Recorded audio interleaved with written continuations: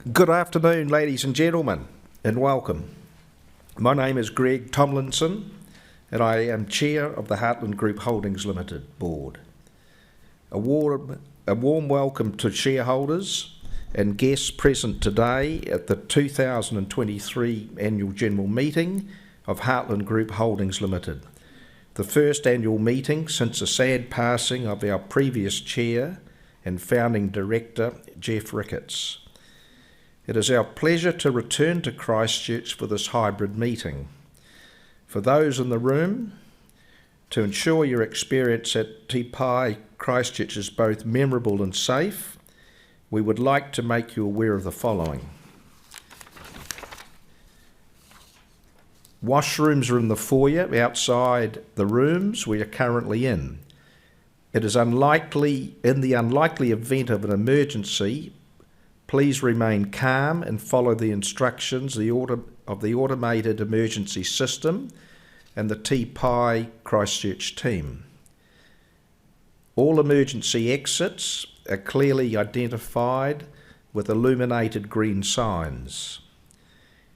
In the unlikely event that an evacuation of the centre is necessary, all available staff will assist in the process and detailed instructions will be given. The assembly area is located on the green, directly opposite the exhibition hall's lot 3, that's next to the river. Smoking, including vaping, is not allowed anywhere in the building. Finally, as a courtesy to everyone present, ensure your phone is on silent. For those joining online, I will provide you with instructions on how to vote and ask questions as we progress through the meeting. If you encounter any issues, please refer to the virtual annual meeting online portal guide or phone the helpline 0800 200 220. Since a quorum is present, I declare the meeting open. I will now outline the agenda of the business for today's meeting. As Chair of the Board, I will shortly introduce you to the Board of Directors and Management Team, who are joining in person and online. I will then take you through the formalities of the meeting before I provide a high-level overview of Heartland's performance and activities in the 2023 financial year. This will be followed by an address from Heartland's Group Chief Executive Officer, Jeff Greenslade, who will provide you with more detailed performance overview and an update of Heartland's current strategic objectives. Following this, there will be an opportunity to answer any questions you may have concerning Heartland's performance, strategy and operations. I encourage shareholders attending online to begin to submit their questions now, if they have not done so already. We will answer as many of these as we can at the appropriate time. Thereafter, we will move to the formal business of the meeting, including voting on resolutions posed to you today. I would like to acknowledge the directors. I'll begin by introducing Heartland's Group Directors, followed by Heartland Bank Directors. Jeff Greenslade, to my left, our Chief Executive Officer and Executive Director. Jeff has held this role since Heartland's Bank's establishment in January 2011 and is a director on both boards. Ellie Comerford. Ellie was appointed as a director of Heartland Board in January 2017. Jeff Summerhays. Jeff was appointed a director of Heartland Group Board in October 21. Kate Mitchell. Kate has been a director of Heartland Bank since March 2019 and was appointed to the Heartland Group Board in October 2021. To my right, Bruce Irvine, our Chair of the Heartland Bank Board. Bruce has been a director since establishment. Also joining us, seated at the front of the room, are other Heartland directors. Shelley Ruha, but Shelley, maybe you could just stand, and if you wouldn't mind. So Shelley was appointed Director of Heartland Bank in January 2020. John Harvey. John has been a Director of Heartland since establishment. Simon Tyler. Simon was appointed a Director of Heartland Bank in November 2022. Finally, I was appointed a Director of Heartland in March 2013 and was appointed Chair of Heartland Group Board on the 20th of February 2023 after Jeff Ricketts stood down as Chair.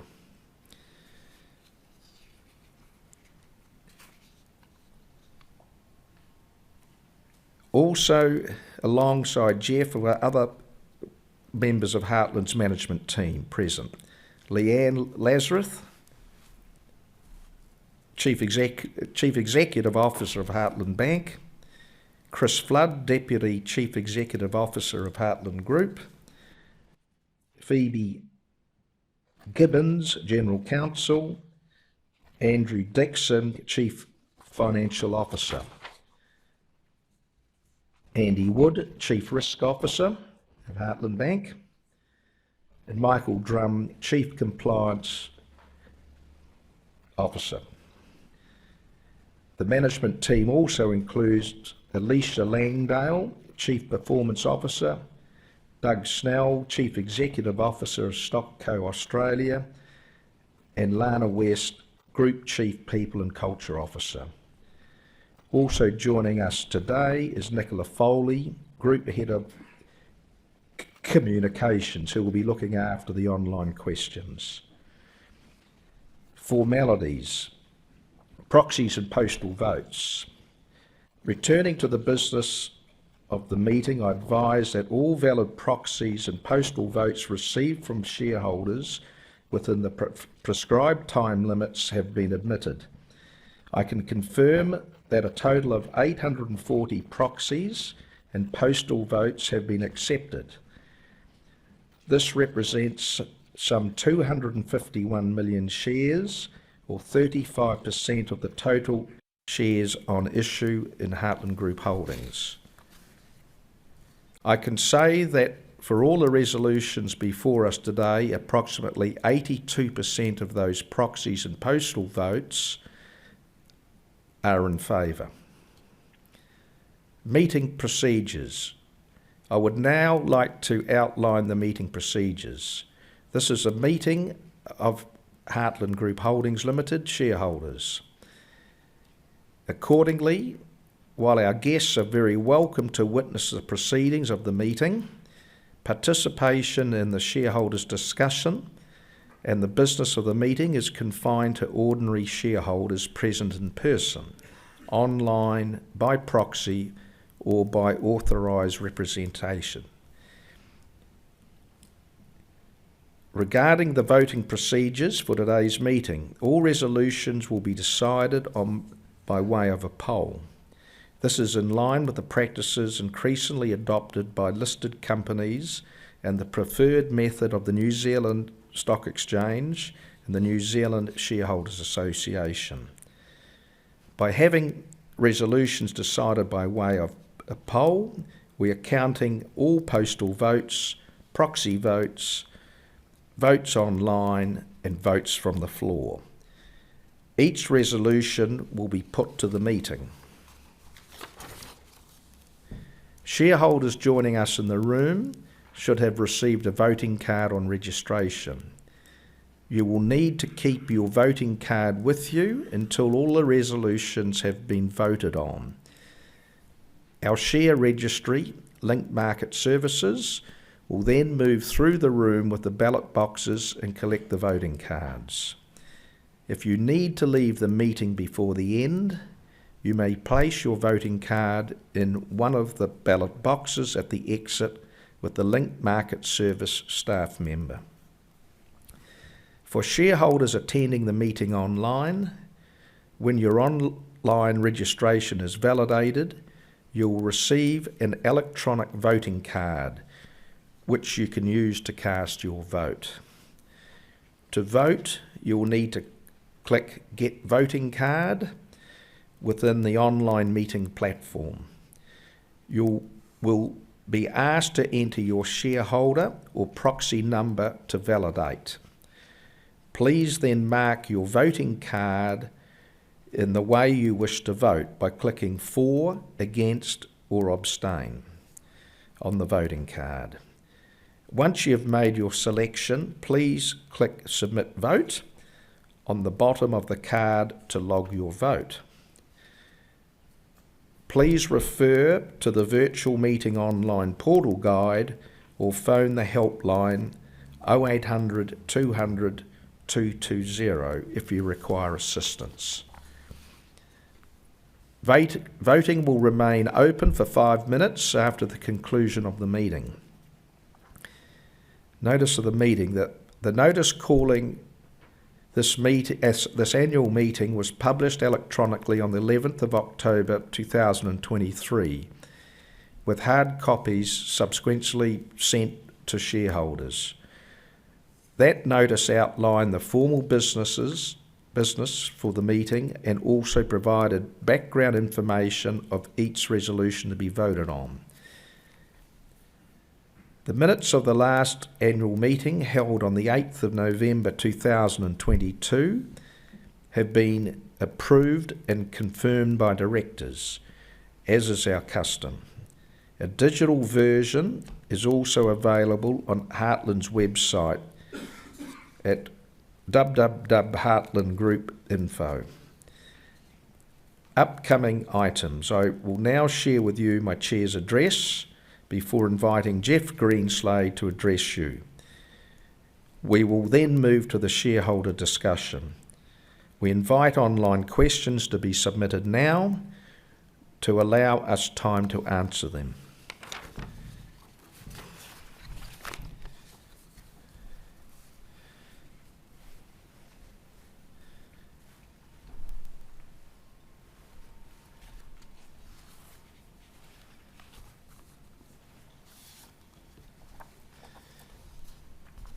I acknowledged earlier that this is the first AGM since the very sad passing of Jeff Ricketts in March this year.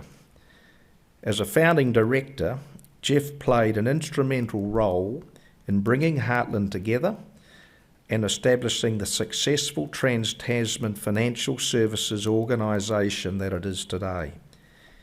Jeff will be remembered as an esteemed leader who was generous with his time and wisdom. Jeff leaves an incredible legacy. The board and I are proud of the way in which Heartland and its customers demonstrated resilience through FY23. I'm pleased to be standing here today confirming Heartland's performance for FY23, which I believe Jeff would be very proud of. On behalf of the board, I can report that in FY23, Heartland achieved a net profit after tax of $95.9 million, an increase of 0.7 million on FY22. On an underlying basis, this was $110.2 million, an increase of 14.1 million over the prior year. Heartland's underlying results exclude the impacts of one-off and technical non-cash items such as fair value changes on equity investments and the designation of the derivatives. This is intended to allow for easier comparisons between periods, as these items are not considered part of business as usual activity and therefore are not representative of Heartland's core earnings. This is another strong result for Heartland, driven by growth in gross financial receivables of 10.1% to 6.8 billion across Heartland's core lending portfolios. Underlying returns on equity was 11.9%, down 68 basis points compared with FY22. This reflects a strengthening capital position following Heartland's equity raise in the first half of the financial year, positioning the business well for future growth opportunities. Heartland's net interest margin has consistently remained higher than its banking peers. This continued in FY23 with an underlying NIM of 4%.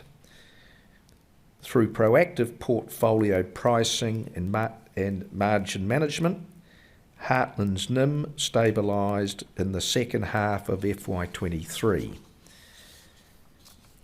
Focus will remain on careful management of asset quality, margin and growth, as the high interest rate environment continues to impact on borrower demand and creditor quality. Heartland continued to solidify its position in the Australian market.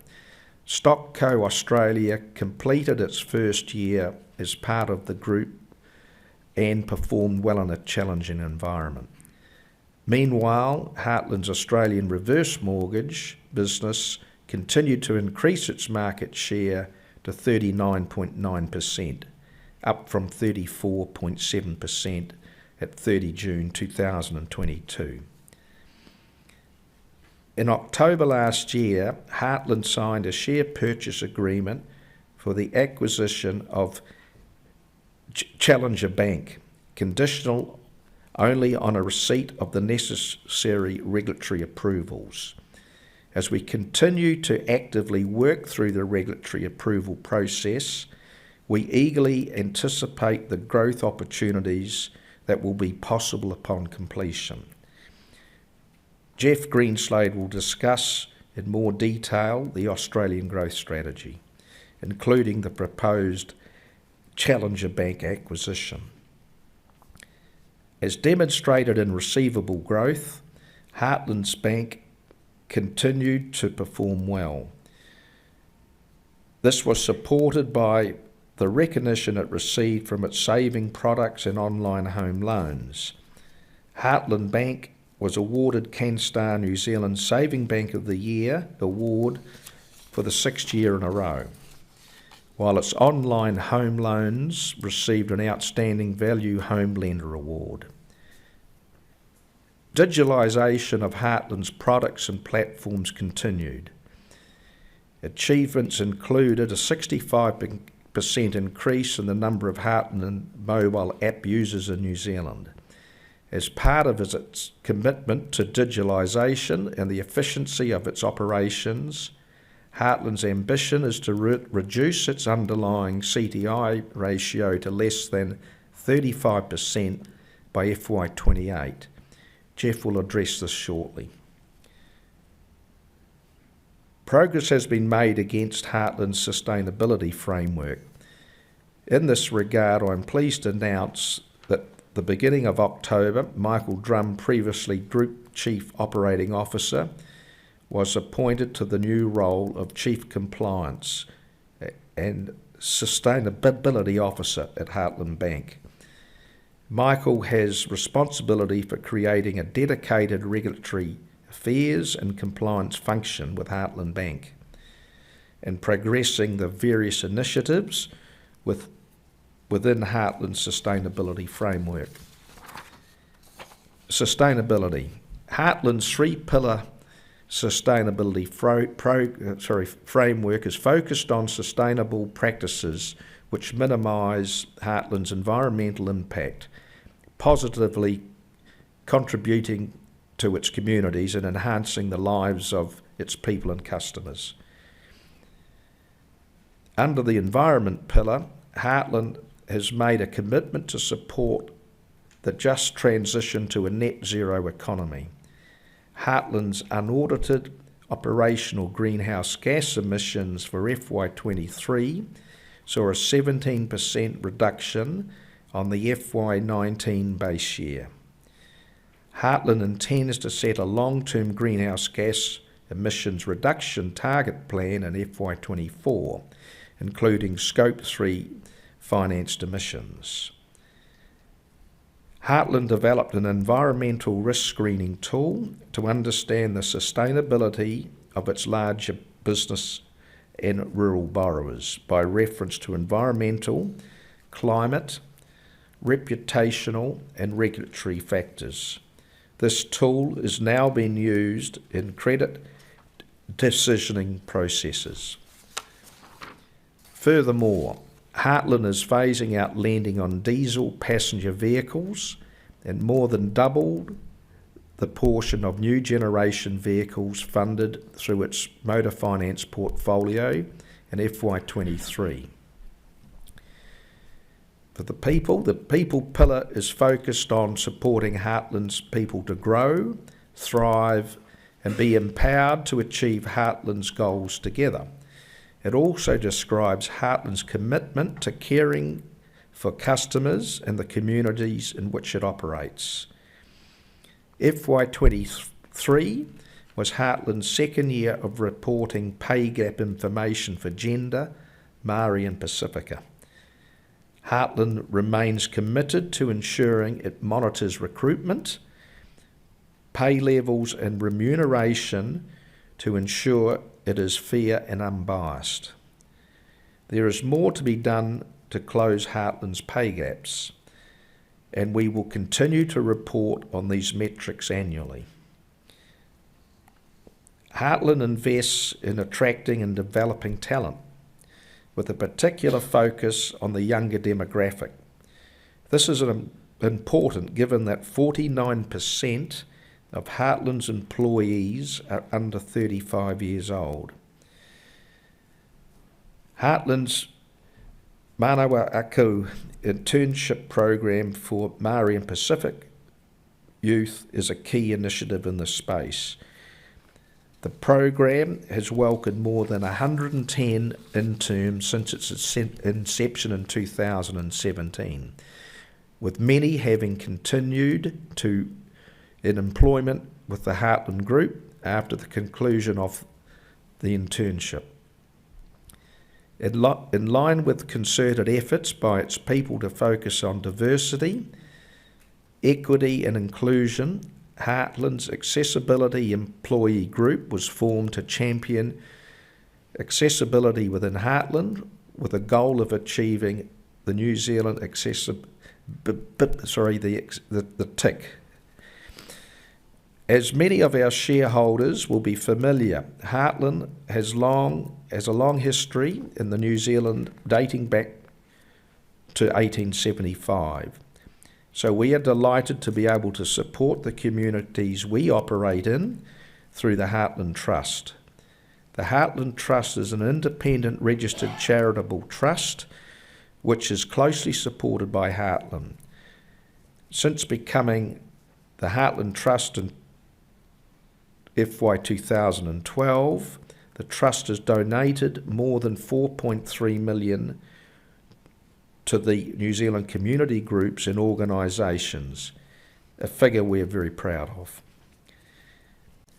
During FY23 alone, the Heartland Trust made grants totalling more than 710,000 in the areas of education, arts and culture, and mental health.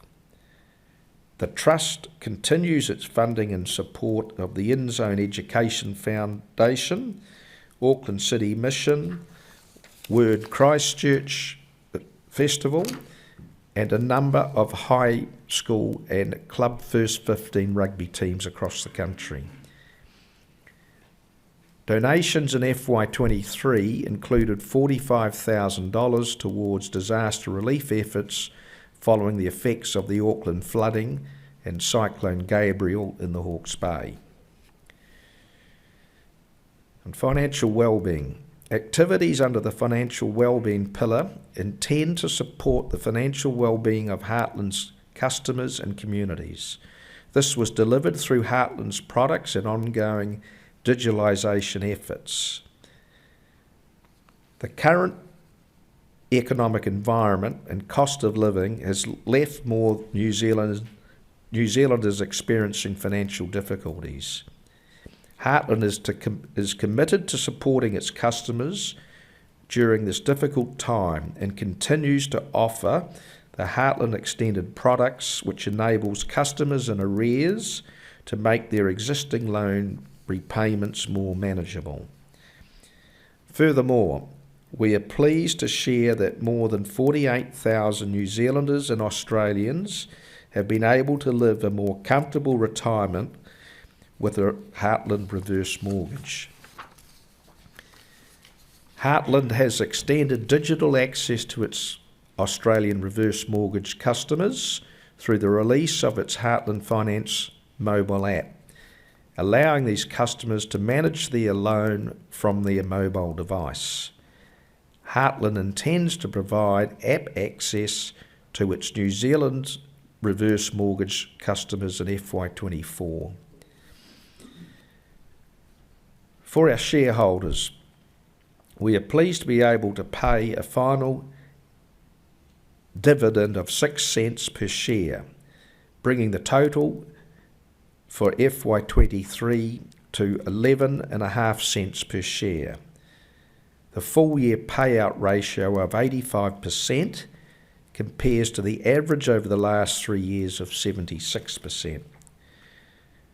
This continues our track record of delivering for shareholders. Since first listing on the NZX in 2011, Heartland has paid more than $514 million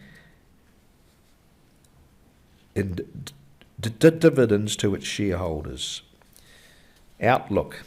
The year ahead will be significant for Heartland as it seeks to complete the acquisition of Challenger Bank and continues its commitment to digitalisation and frictionless service for our customers. The board is confident in Heartland to generate strong growth and profitability as it continues to deliver against its strategy to provide best or only products through scalable digital platforms. Heartland expects net profit after tax for FY24 to be within the guidance range of $116 million to $122 million, excluding any impacts of fair value changes on equity investments held. The impact of the designation of derivatives and any costs related to the acquisition and integration of Challenger Bank. As the acquisition nears completion, guidance will be updated to reflect the impact of Challenger Bank becoming part of Heartland. I wish to conclude my address this afternoon by expressing my thanks and gratitude to my fellow directors for their wise counsel and support. Thank you to Jeff Greenslade and to the executive team who continue to provide strong leadership for Heartland. On behalf of the board and executive team, I wish to thank Heartland's employees for their hard work and resilience, which enabled an exceptional result this year. Last but not least, I would like to thank you, our shareholders and customers, for supporting Heartland. We appreciate the confidence you place in us, and we look forward to continuing the delivery of strong shareholder returns. Thank you. I will now ask Jeff Greenslade to address you. Thank you. Ena mana, ena reo rangatira, tēnā koutou katoa, ena iwi maha o te moto whanui, kei te mihi, kei te mihi, kei te mihi. Thank you everybody for joining us here today. It's great to be in Christchurch. This is actually our first real AGM since the COVID lockdown, and it's a real privilege for it to be located in Christchurch. I'd also like to begin by acknowledging Jeff Ricketts. Looking around the room, there's a lot of familiar faces that were in rooms like this in Christchurch and Ashburton when people like Jeff Ricketts and Graham Kennedy were bringing everybody together to create Heartland. And Jeff was instrumental and a man of enormous vision and drive and was a wonderful mentor. As the Chair mentioned, FY23 was a year of which Jeff would have been proud. Another year based on growth around our best or only product platform. So we grew at around about 10%, and with it both underlying and reported profit grew.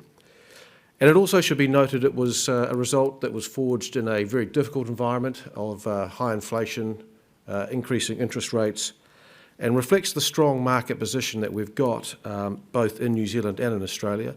In New Zealand around motor finance and asset finance, and in Australia and New Zealand the reverse mortgages. These products have shown themselves to be resilient and have consistently performed well. And I'd like to share with you some of the context behind the achievements, and taking firstly reverse mortgages. Over the last 5 years, the compound annual growth rates for New Zealand and Australia portfolios have been 16.4% and 22.8% respectively.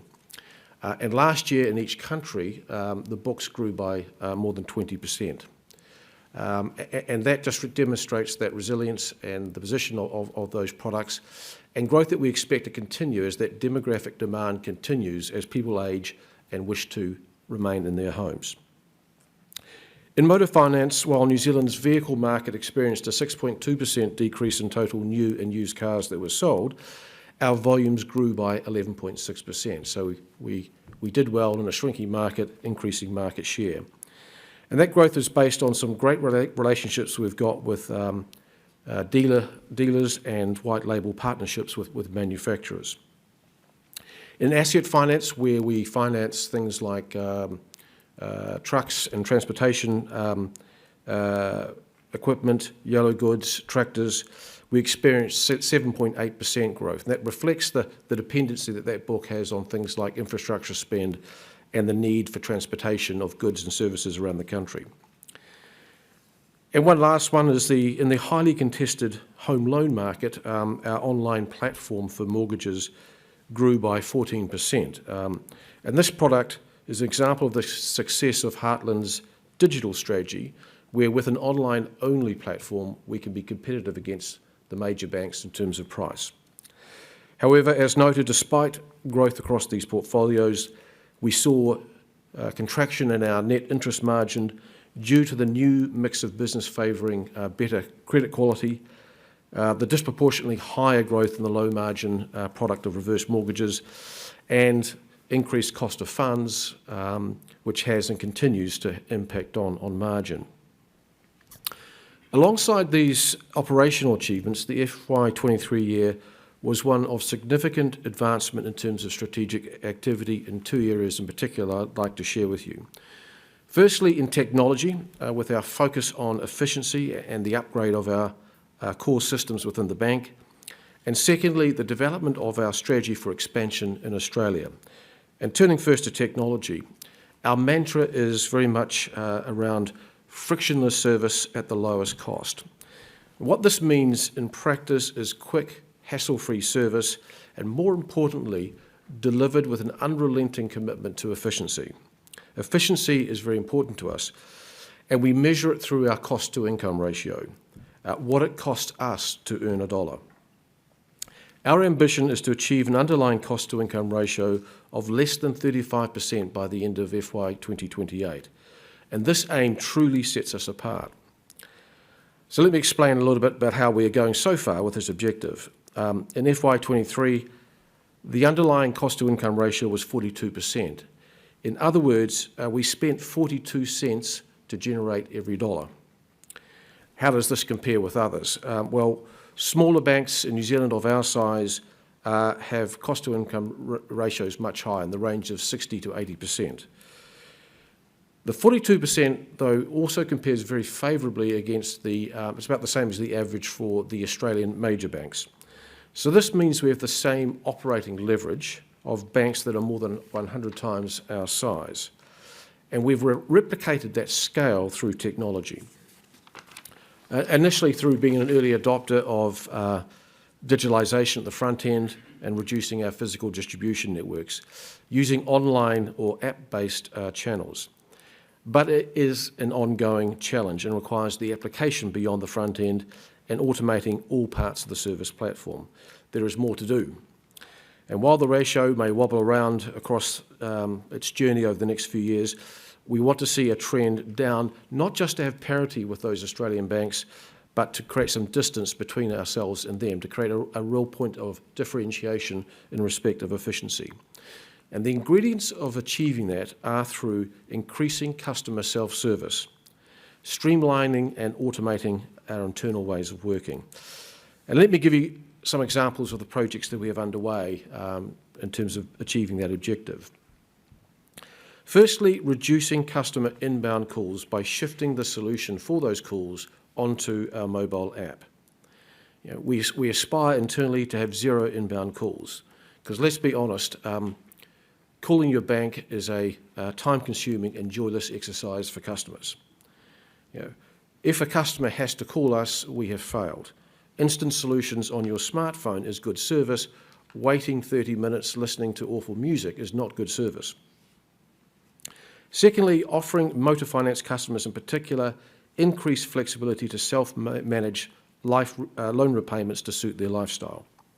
Giving good customers flexibility is good service, and providing access to this via a mobile app with our one-click deferral initiative will create significant efficiencies. Thirdly, we're looking at ways to provide more digital support for our partners in dealerships and in the white label manufacturers through giving them access via the mobile app on the ground when they are selling the car. And this will allow them to speed up the process of providing finance so they can spend more time with their customers. And finally, we are investing in ways, and the upgrade is one example of this, where we have access to more smart technology which will help with automation, even things like AI. So the upgrade of the Heartland's core system is part of this, as I said, and will be an important enabler of greater efficiency and position us very well for scalability in the future. The upgrade of the core banking system continued through FY23, and I'm pleased to confirm that the upgrade has now been successfully completed. This project involved considerable effort over 3 years, during which COVID lockdowns and the availability of skilled people dogged resourcing and stretched capacity. And I wish to thank the Heartland Bank CEO, Leanne Lazarus, for her leadership and tireless efforts in bringing about the successful conclusion of this project.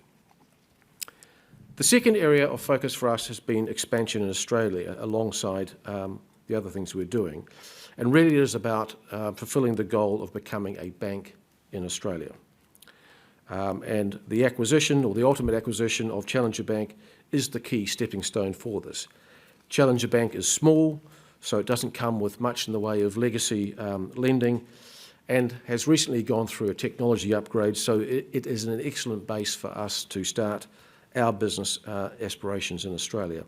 And Chris Flood, the Group Deputy CEO, has been engaged heavily in preparations for the Challenger Bank acquisition, paving the way for the transfer of our existing Australian businesses into Heartland Australia Bank once regulatory approvals are obtained and completion of the acquisition has occurred. It's fair to say that the regulatory process has proven to be complex.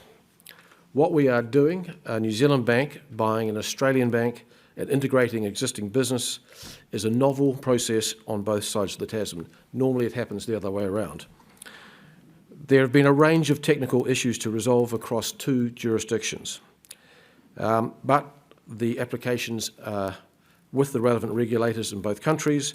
We are now subject to regulatory timetables, but are hopeful of obtaining an in-principle approval prior to Christmas, if not early in the new year, and this will be followed as soon as practicable by a completion of the acquisition. I want to emphasise just how important the opportunity is for us in Australia. It will make us, Heartland, the only bank provider of specialist reverse mortgages and livestock finance in Australia, and there's also the opportunity to expand into motor finance and asset finance. Motor finance in particular represents a massive opportunity for us in terms of growth. We will have a differentiated position by being the only specialist bank provider of motor loans in Australia, and we already have distribution opportunities through our relationships that we have with manufacturers. We estimate that the size of the pie in Australia is around about 35 billion for motor finance alone, and that's probably around about 10 times the size of the New Zealand market. As signalled, as Greg mentioned, when the FY23 results were announced, the guidance range did not include the cost impacts of Challenger Bank becoming part of Heartland, and obviously we will update that when we come closer to completion, and as I said, we hope to be able to make some announcements soon. Turning now to the outlook, clearly we expect FY24 to be a more challenging year than last year due to the higher interest rates impacting on borrower demand and credit quality. We're also seeing greater competition for deposits due to the major banks refinancing the COVID funding for lending program, but initiatives are underway to address that, including the new Digital Saver on-call deposit product targeting the lower cost and less competitive parts of the yield curve. The first quarter is typically slower, and this year obviously exacerbated by the uncertainty of the election, which impacted particularly in motor as people awaited the outcome of the election in terms of making decisions around cars. But there are signs of a bounce back and the pipelines are strong. Meanwhile, reverse mortgages and asset finance growth has continued. A strong commitment to ensuring good customer outcomes alongside proactive portfolio pricing and margin will remain a focus, particularly in this challenging environment.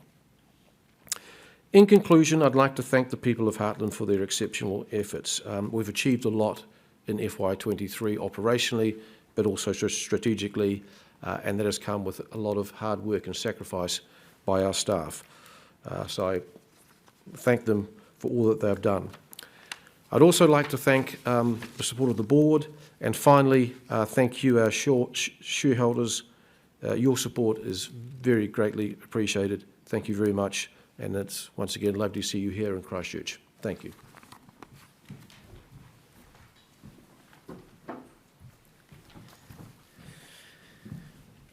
Thank you, Jeff.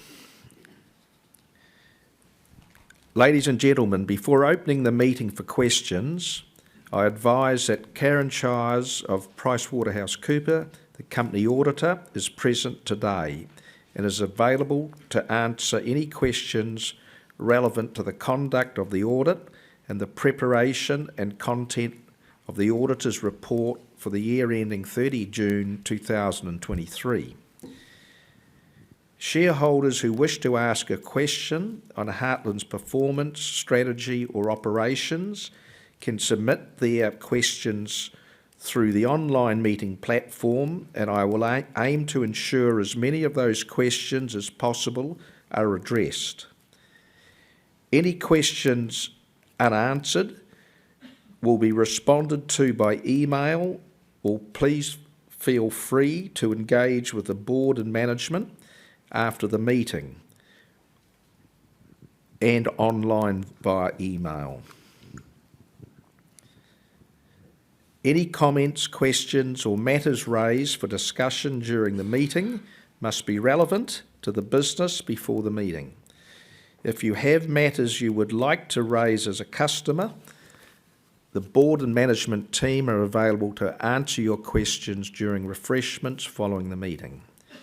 For those online, please submit any customer questions and we will endeavour to respond to you after the meeting. Shareholders, shareholders were also invited to submit questions prior to the annual meeting.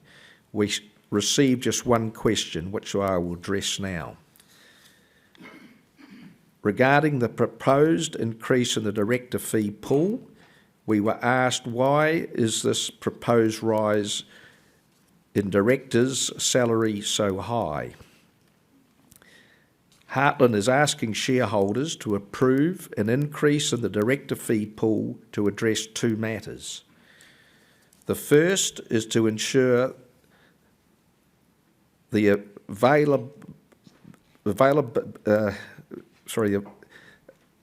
The available and additional fees needed to attract and retain suitably qualified non-executive directors to the board of Challenger Bank from the date of completion of the acquisition.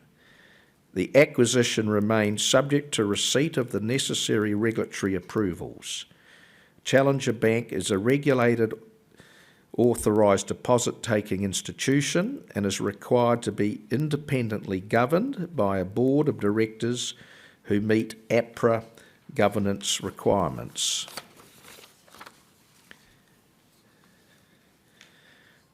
Secondly, to increase the fees payable to Heartland's existing non-executive directors. Prior to setting the proposed rates for non-executive directors, the board commissioned an independent benchmarking review of director fees by EY. The proposed board chair fee increases are in line with benchmarking. As noted in the notice of meeting, Heartland Group and Heartland Bank's non-executive directors have not had the benefit of any change in fee allocations since 30 June 2018, with a significant CPI increase and material changes in the regulatory and director landscape and as landscape in the subsequent 5 years. Benchmarking was obtained to support the board's decision making and to provide transparency for shareholders. Ultimately, for the reasons set out in the notice of the meeting, including complexity, time considerations for these roles, CPI since last fee change in 2018, it was considered that the proposal as put forward is appropriate. I will now open the meeting for questions, starting with those in the room, followed by questions online. Shareholders in the room who wish to ask a question are requested to raise their hand and then wait for the arrival of a microphone to put their question to the meeting. Please state your name before asking your question. If you have more than one question, please ask all of your questions and then resume your seat. We will answer each of your questions in turn. This will help to ensure as many shareholders as possible have an opportunity to ask questions. Right, so questions from the floor? Yes, sir.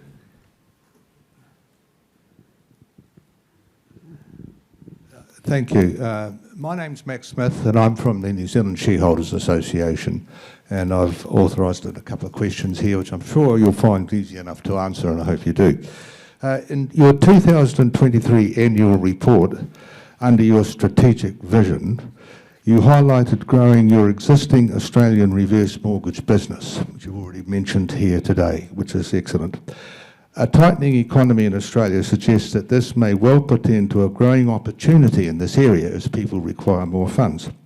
But it also suggests it may well bring about increased competition from other bigger and stronger banks. Does the board perceive such an opportunity to have this increase there? And does this revenue stream in Australia? And if so, is there a strategy and or plan to take advantage of such an opportunity and to meet and counter any increased competition in this area? I have one second question, which you've asked us to ask at the same time, and that is this. Again, a tightening economy in Australia in particular forewarns of possible increasing default rate in the motor vehicle financing market. Does the board believe that this is possible or probable? And if so, is there a policy to place or circumvent the possible erosion of this revenue stream? Right, well, yeah, they're both very good questions. Now, on your first question on the reverse mortgage business, hence our appetite to make sure we're getting a bank licence in Australia. And we're 40% of the market share there, so I think in time we've got to expect competition. So we've got to get match fit. That's how I'd answer that. Now, with the tightening economy, well, that's everywhere. But what I can say is, for the niche markets we're in, we've got a strong team of professional people managing those parts of the business. Now, what I can say is also that there's been a strong focus on the quality of our assets, and that has been obvious over the time of the Heartland business. You would have seen the strengthening of the asset classes and credit risk. But thank you. Further questions?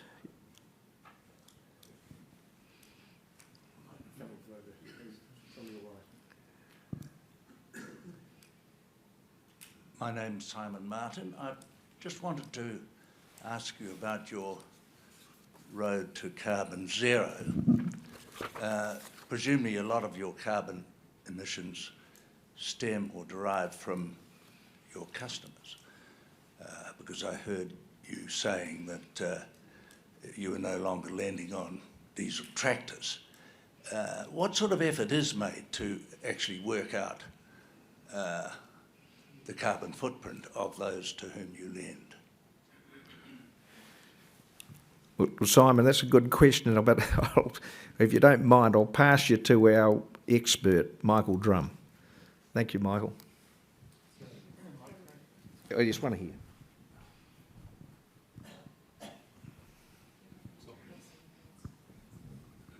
Thank you. In short, it's very hard. So what we need to do in this upcoming year is calculate the emissions of our borrowers that we as a financier are responsible for. And there are various ways of doing that. I'm more than happy to speak to you afterwards. But what we need to do is look at how far they're driving their cars, how long they've got their tractors on for, what the quality of the tractor is, and you take all this information into account to produce a baseline. And ultimately, we're all in this together in terms of getting to net zero, and we want to be with customers who have high quality equipment, and we want to be financing high quality equipment to fund their transition. So that's sort of the short answer.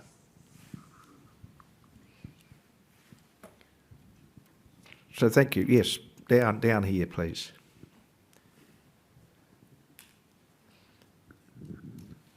David Dunn's shareholder. I just was interested in StockCo, and you mentioned it had performed well for the year.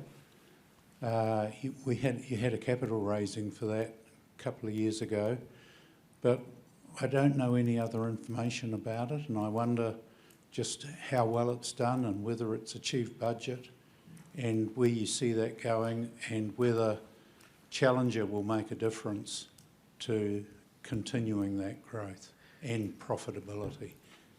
Thank you, David. I'll pass that question on to Jeff Greenslade. Actually, probably Chris Flood. Pass. I think it's pass the buck. Thanks, David, and a good question.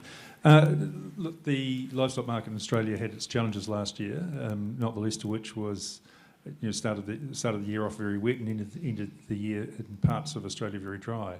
But also was confronted with where they sell a lot of their meat too, is of course China and the COVID impact that saw them buy less meat also impacted.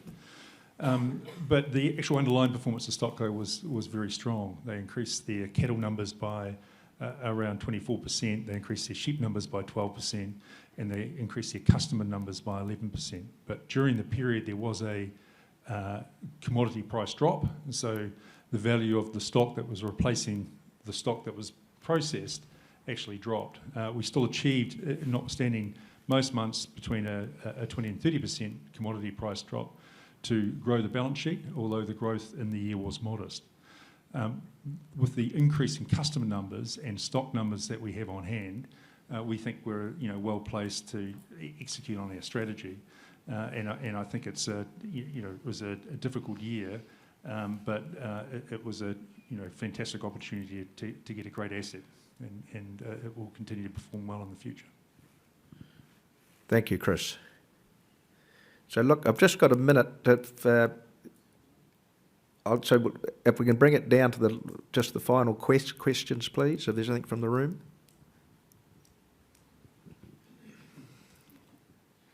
Stephen Bryant, a shareholder. Perhaps a question for Jeff. The company's made quite a bit of an effort or a slant towards reverse mortgages, probably by their nature a slightly risky product or higher risk profile. Do you see any risk long term in terms of that, perhaps in deteriorating economic circumstances for the company? Thank you for your question. Is that working? Yeah, that's right. Thank you for your question. We see reverse mortgages as probably one of the best risks that we have in our portfolio, and the reason being is that we have very low LVRs that customers have to begin with. So typically in New Zealand and Australia, people only borrow around about maybe 15% in terms of loan-to-value ratio. That allied with the fact that, despite what you'd think, on average people repay the loan after 7 or 8 years. So you don't get that sort of lifetime occupancy going on for 30, 40 years. You get a tail, a very small tail, but those two factors means that the average LVR in the book is in the sort of mid 20%. And I think, and Chris, correct me if I'm wrong, to give you an idea, in terms of loans in excess of 75% LVR, I don't think there's any in New Zealand, and there's maybe a handful in Australia. So that gives you an idea of the book, and that's, Australia has been through a bit of a correction, 10% and so forth. It's bounced back recently. So we don't have any concerns in terms of the risk in terms of where we sit with either Australia or New Zealand at the moment. Thanks, Jeff. Have we got time for one more question there? Please. Grant Armstrong, shareholder. Just going back to the pool for the directors there, you addressed it about why. One of the key things that I'm interested in, because I've never sat in on a board meeting, is you mentioned time. So if I could just arbitrarily take one of the directors, say Ali, how much time would you dedicate to your duties as a director of Heartland outside of the meetings on a weekly basis, hourly, please? As much as it takes, and sometimes that's a lot, but generally, rule of thumb, 1 day. Sorry, did you all hear that? The right answer is as much time as it takes, and it's not something that's uniform, but on average, I would say it's at least 1 day a week is dedicated in terms of the portfolio that I have. That can vary, and it can be many weekends sometimes when we're busy. But yeah, about a day a week is the way I like to look at it. I'd just like to add, if I could, to that, is that we are very demanding of our directors. We put them under a lot of pressure because we're very active. So it's not just about board meetings as well. There's a lot of activity between board meetings. Urgent approvals required, and we're very fortunate with the board we've got in terms of their hard work and diligence. Thank you. Yes, and I get. Say something? Yeah, look, please. Unfortunately, you picked on the wrong director. I get emails from Ali at 11:30 at night, and she's still working, and she's still going through 300 pages of board papers and asking detailed questions. So she's an exceptional worker. She works incredibly hard and spends a huge amount of time on this business. As all the directors, I can assure you, you don't get the stellar growth by accident. Okay, so look, in the interest of time, we will now move to online questions. There will be an opportunity to discuss any further matters with directors and executives after the conclusion of the meeting. Are there any questions online? Yeah, the first question we've got is from Mark McCarthy. The question is, can you give us some guidance regarding dividends for the year ahead?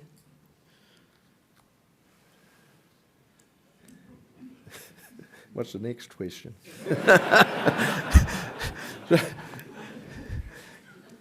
So, I mean, I don't think we're not in a position to give that, give that information out yet. But thank you. I'll add something, and again, The issue this year, we have a history of dividends that many of you will be well aware of, and have been relatively consistent and relatively strong over many years. The issue that we have this year coming is the acquisition of the bank in Australia, and we need to work out how that affects the dynamic of what we're doing. So we've always had a policy of paying strong dividends, but we need to look at what the needs of the business are over the next 12 months. Thank you, Bruce. I think we have time for one more online question, and that is, does the board believe it has adequate resources for expansion in Australia, or will there be future calls on shareholders for capital? And that question's from Bruce Parks. Thank you, Bruce. Yeah, well, look, we really see Australia as the opportunity, and you can see that in our growth, and we strive for better, so we will be working that market hard.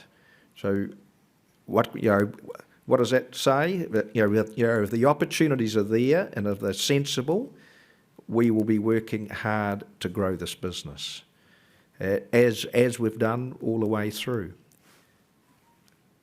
I can't really answer any more than that because we haven't got something on the table. We're focused on getting regulatory approvals. That's our major job. That's the one we've got to get completed. Thank you, Bruce. Okay, so I'll close the meeting. That brings us to the end of the Heartland's 2023 Annual General Meeting. Accordingly, I declare... Oh, sorry, if I've missed something. Here, I better go back.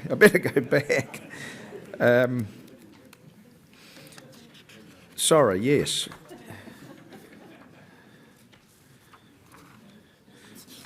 I've stepped out of turn here.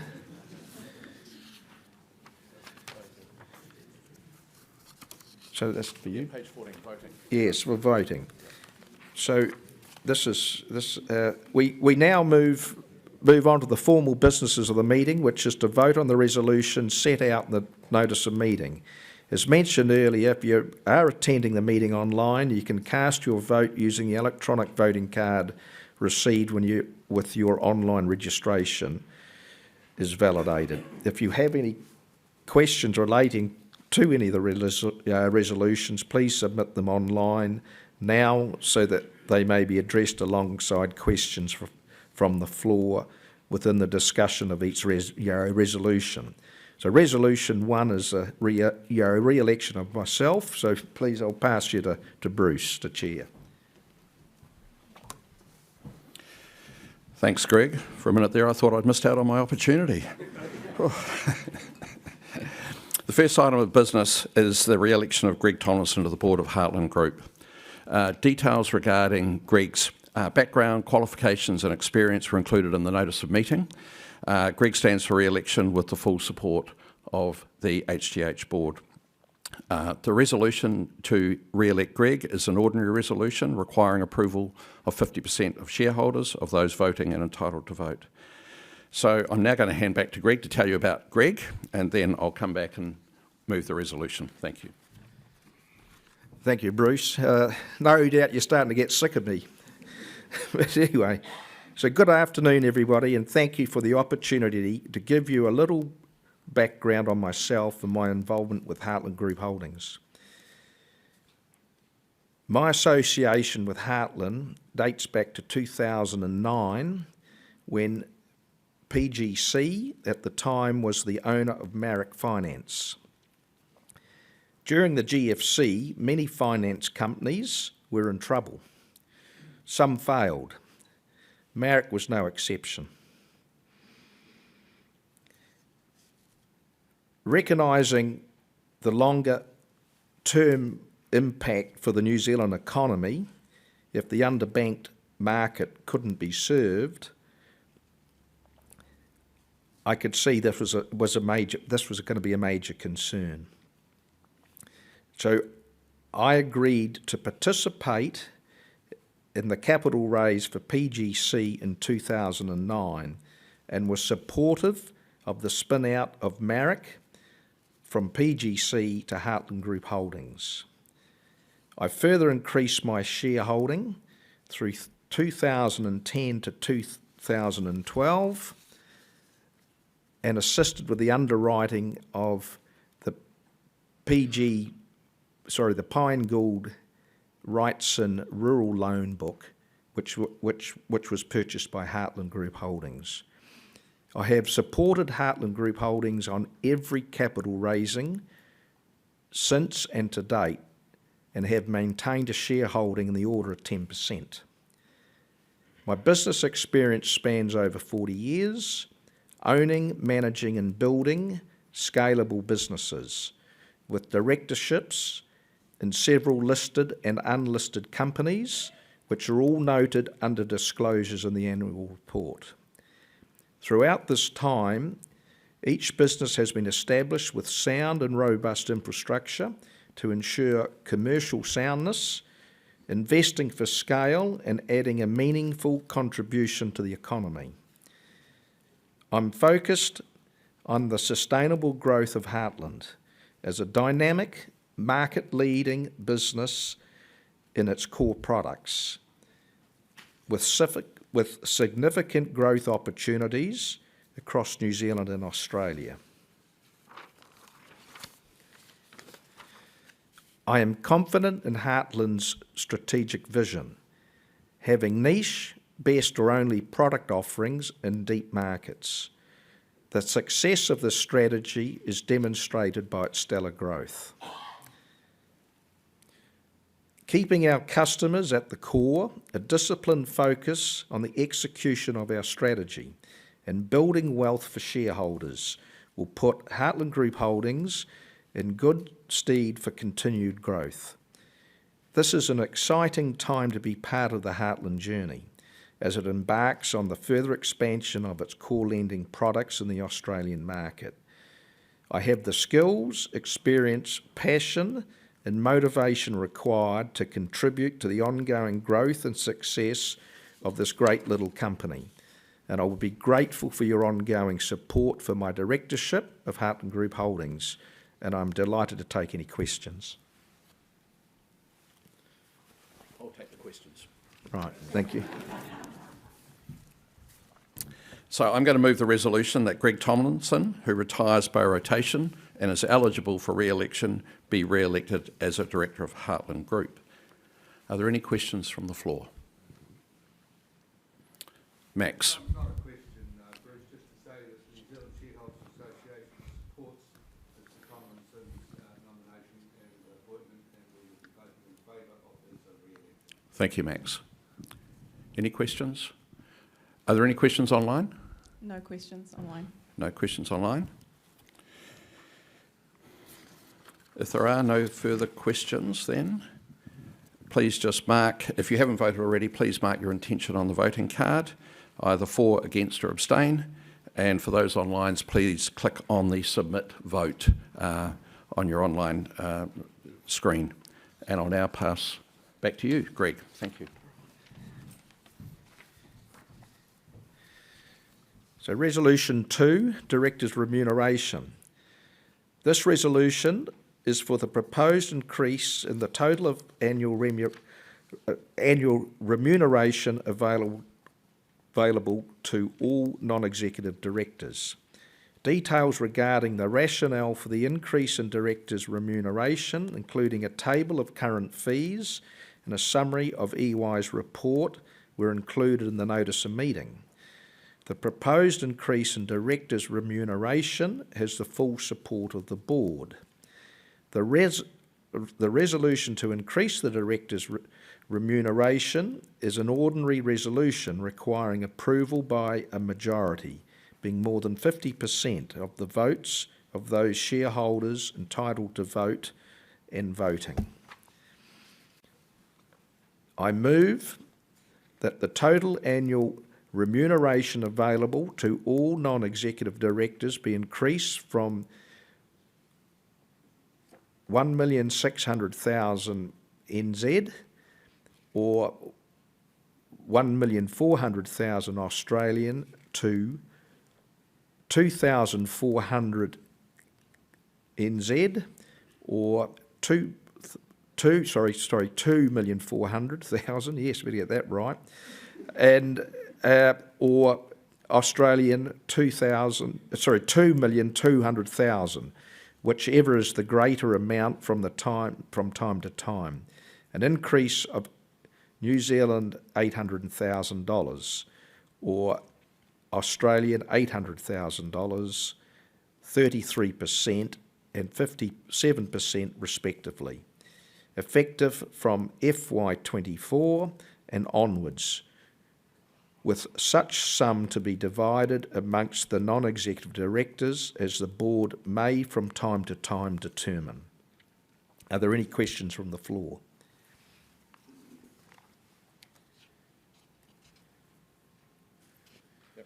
Yes, please. David Laurie's my name, I'm a shareholder. So it seems our eggs are in sort of one basket. If the deal doesn't go ahead, my understanding is that this increase is to pay for the new directors that have to be brought on if the deal does go ahead. What happens if the deal doesn't go ahead? Well, we won't be increasing the fees to that level, but there still will be an increase for the current. There'll be an increase to the fees to the current directors, as stated. Yes, Max.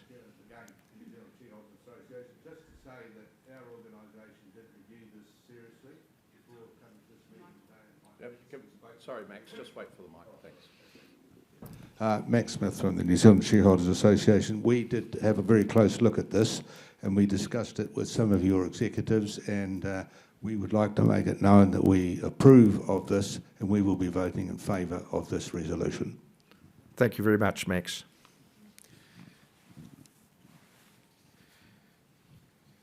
Are there any questions online? Thank you, Nicola.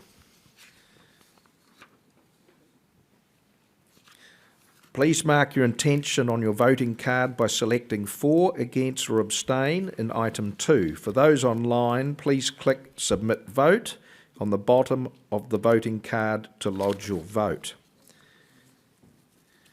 Resolution 3, Auditor's Remuneration.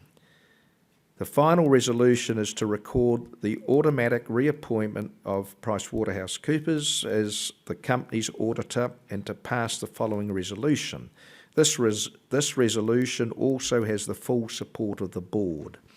I move that the board be authorised to fix the remuneration of Heartland's auditors, PricewaterhouseCoopers, for the year ending 30 June 2024. Are there any questions from the floor? Thank you. Are there any questions online? Please mark your intention on your voting card by selecting for, against or abstain at item 3. For those online, please click Submit Vote on the bottom of the voting card to lodge your vote. Just as a bit of procedure, so voting cards in the room will now be collected. Please place your voting cards in the ballot boxes as they are passed around. If you require assistance, please raise your hand. Online votes should now be submitted. The voting will be open until the closing of the meeting. The results of the poll will be advised on the NZX and ASX after the conclusion of the meeting. So other business. So ladies and gentlemen, that concludes the formal business of the meeting. There is now an opportunity for any other matters that may probably be brought before the annual meeting to be considered. Are there any such matters that shareholders wish to raise?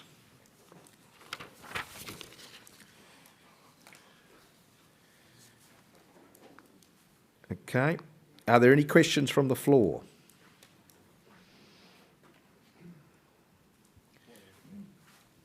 Oh, excuse me. Yes. Actually, Brian Dalton, shareholder. I'd just like to know if you can give us any indication of the possible earnings that's likely to come from the Challenger Bank, please. Over what period, Brian?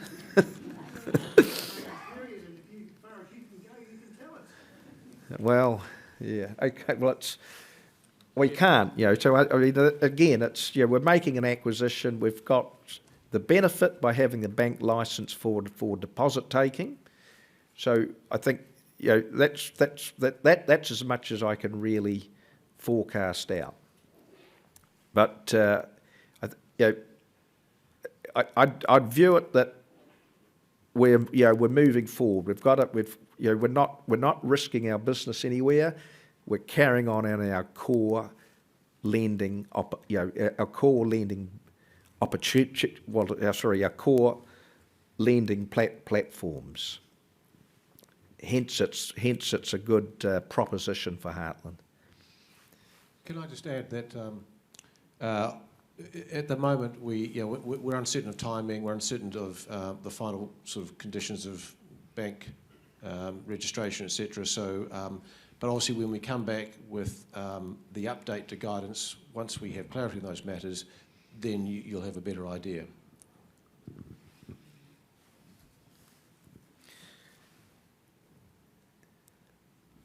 Yes, Mike Dolden, shareholder. You can understand why we're nervous, because the last crack at doing something in Aussie, you took over the Challenger situation because it was a better proposition. You've perhaps indicated that you can't give us any indication of what your dividend's going to be or whether we're going to have a dividend because we might have to finance this bank. We're probably just putting a hand out to say, please give us some confidence as shareholders for voting increased fees for directors, etc. So, Greg, please. Well, what I can say is the purpose of buying Challenger Bank is to become a bank in Australia. By becoming a bank in Australia, we have access to retail deposits. We're currently wholesale funded. Currently, retail deposits, over time, are more efficient than wholesale deposits.